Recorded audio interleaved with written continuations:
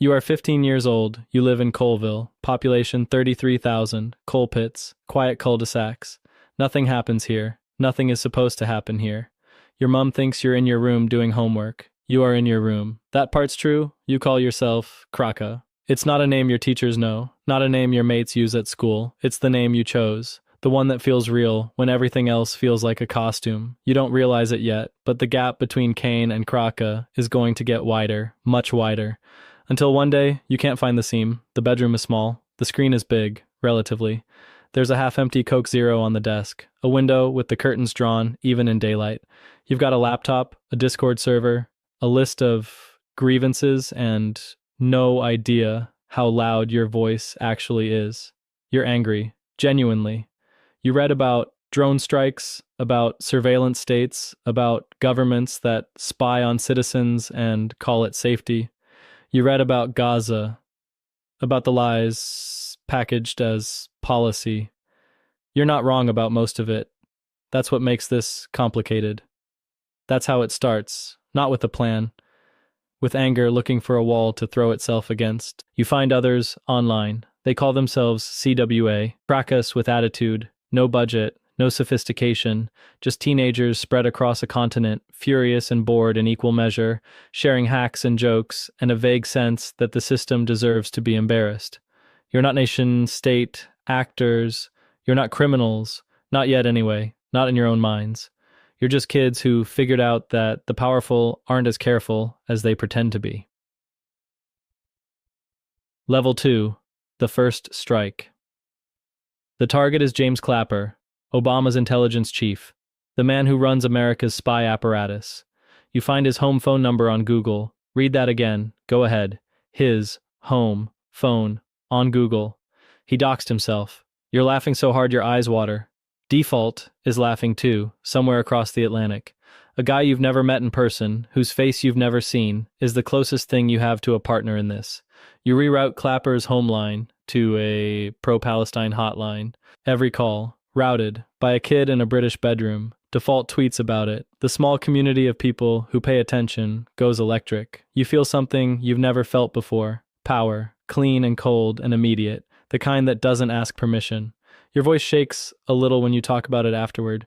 You notice that. You don't mention it to anyone. You tell yourself it's a prank, a political statement. Both are true. Neither is the whole truth. The whole truth is simpler and harder to say out loud. It feels good. It feels like finally being heard. That's how it starts. Level 3. The Ghost. You don't touch a single line of code to break into the CIA director's email. That's the detail the newspapers won't quite understand later. No malware, no exploit, no hacker movie montage. Just a phone and a voice. Brennan's on Verizon. You know that from a reverse lookup, information if you know where to look. You call Verizon tech support. You tell a story, a convincing, ordinary, bureaucratic story about a customer on site and tools down. The rep is confused, but cooperative. You invent an employee verification code on the spot. 6 digits. Plausible enough. It works. They give you his account number, his PIN, his backup phone, his home address, his AOL email, the last 4 digits of his credit card. You don't realize it yet, but this is the lesson that will haunt every intelligence agency for the next decade. The human being answering the phone is always the weakest point. Every firewall, every encryption protocol, every billion-dollar infrastructure, none of it matters if someone on the inside just wants to be helpful. You call AOL next. You are panicked, locked out. You answer the security questions with the data you just harvested. The rep resets the password. You log in. Hundreds of emails, attachments, forwarded CIA communications, a 47-page SF-86 security form, Brennan's personal clearance profile, social security numbers, phone numbers for senior intelligence officials, a Senate letter about torture programs. Nothing moves for a moment. Then, you click. You message, default. Dude, I'm in. We have full access. A 16-year-old, the CIA director's inbox, the quiet bedroom in Coleville. The power in the room is different now. You can feel it, though you couldn't name it. Something has shifted, not just in the screen, in you. The old version of Kane, the one who thought this was a prank, is already starting to fade. There's no going back.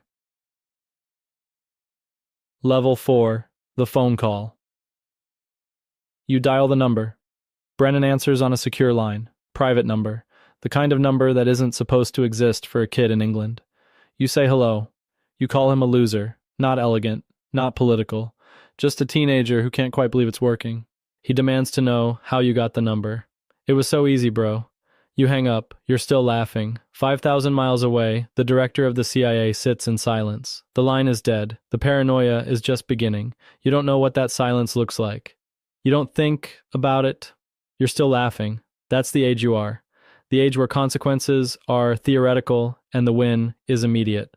The CWA posts to Twitter, screenshots, names, partial documents. They mock the agency in public, in real time, from behind anonymous accounts, AFAX, faceless handles with loud mouths. CIA, set your game up, homies. We own everything. Free Palestine. Brennan goes dark, extra security details, closed meetings, everything classified retroactively, all because a teenager picked up a phone and told a convincing story to a Verizon rep. One of you goes live on Twitch, voice only, no face, and explains how you got in, publicly, on the internet. You don't realize it yet, but someone is watching every single one of these posts, writing it all down. Level 5. The distance.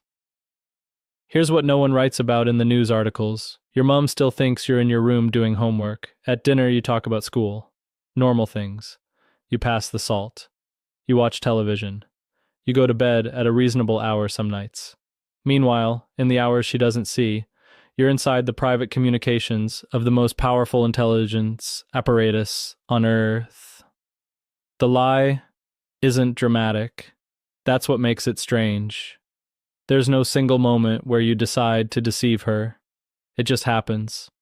The bedroom door closes, and Kane disappears, and Kraka takes over. And when the door opens again, you're just a teenager who wants a biscuit.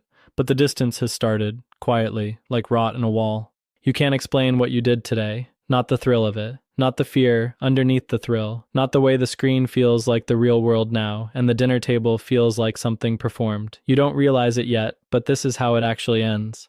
Not with the arrest, not with the courtroom.